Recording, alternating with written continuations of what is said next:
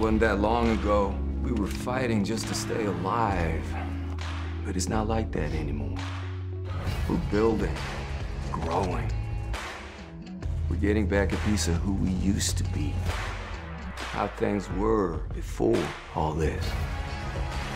It's all happening. We're making a new beginning.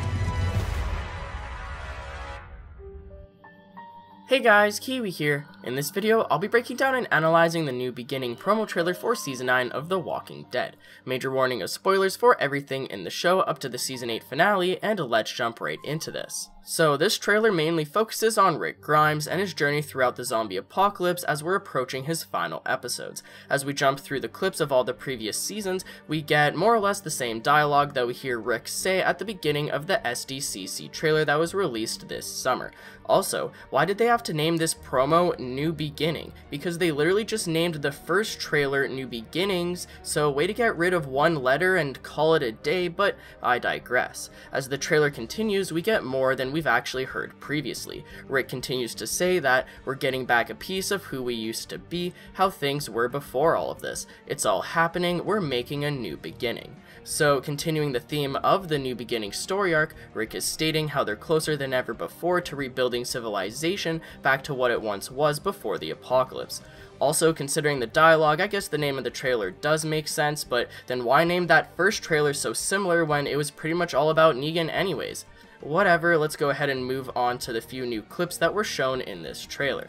We start out with Rick walking in front of a building in Alexandria, and it appears to be the same recently rebuilt church that we can see Michonne holding the building plans of in another clip.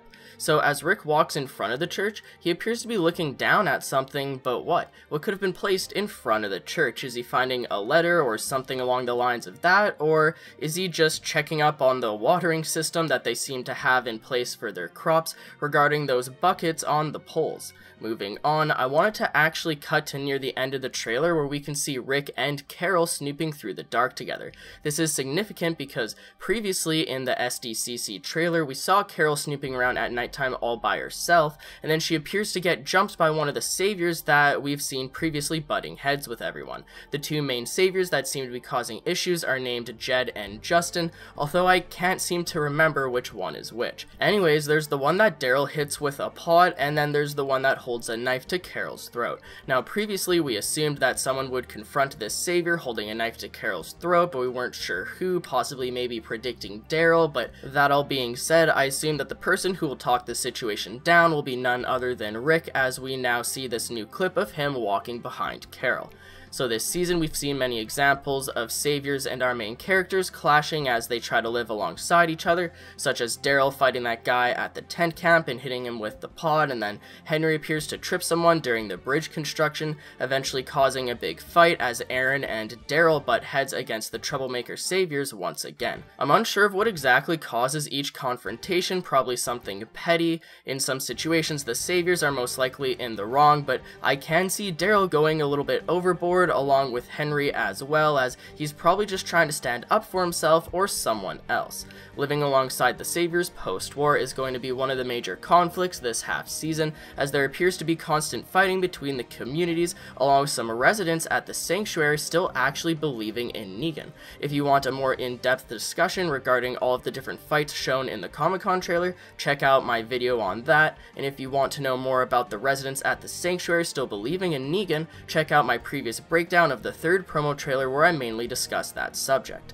Finally, I wanted to quickly mention the final image of the trailer as Rick stands leaning up on a fence with a giant grin on his face. I don't recognize this fence in particular, so what could he be smiling about? Is he happy about what he's literally seeing in front of him, or is he just smiling in regards to a conversation that he might have had?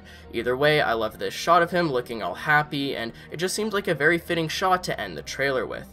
Recent news apparently reveals that Rick Grimes' final moments will actually be him smiling or giggling about something, so that's probably going to be a bittersweet end to his character, but hopefully they manage to pull it off somehow. I'd appreciate a like on the video if you've enjoyed anything I've said today, as it really helps me out more than you can imagine. Feel free to subscribe for more Walking Dead content in the near future, and if you'd like to take that extra step in helping support the channel, consider checking out the Patreon too, and follow me on Twitter as well, link to both of those in the description. I'm fairly active on Twitter even when I'm not posting videos, and I'm always retweeting everything I can involving both The Walking Dead and Better Call Saul. But anyways guys, as always, I thank you all so much for watching, and until next time, I'll talk to you guys later. Peace out.